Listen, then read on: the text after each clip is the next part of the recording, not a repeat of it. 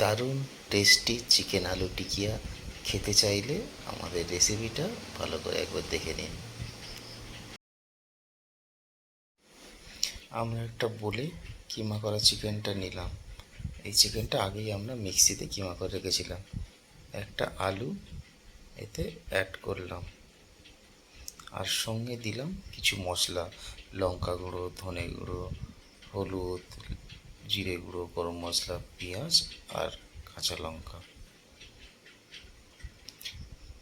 দিয়ে 1 চামচ আদা রসুন বাটা, 1 চামচ টক দই, হাফ চামচ লেবুর রস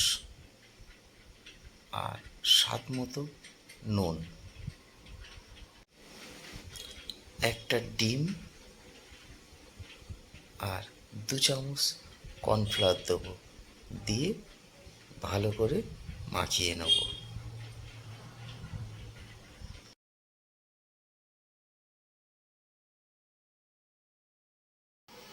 ভালো করে মশলা মাখিয়ে নেওয়ার পর এরকম একটা বাটি এখানে রেখে দিলাম। বাটিটা রাখার পর এবার একটা জ্বলন্ত কয়লা বাটিতে দিলাম, দিয়ে একটু সর্ষে তেল দিতে হবে।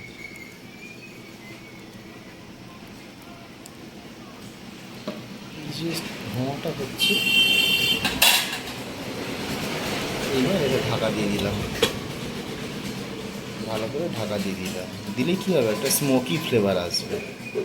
5 মিনিট পরে ঢাকনাটা সরাবো। দেখেছো কত সুন্দর ধোঁয়া হয়েছে। এই স্মোকটা কিন্তু টিকিয়ার মধ্যে ঢুকে যাবে। এবার এটা সরিয়ে নিয়ে ভালো করে মাখিয়ে নিতে হবে।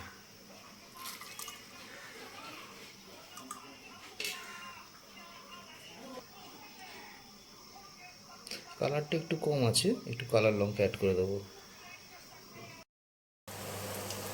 একটু তেল লাগাতে হবে, লাগিয়ে এগুলো আস্তে আস্তে করে নিয়ে কড়াই দিয়ে দেবো।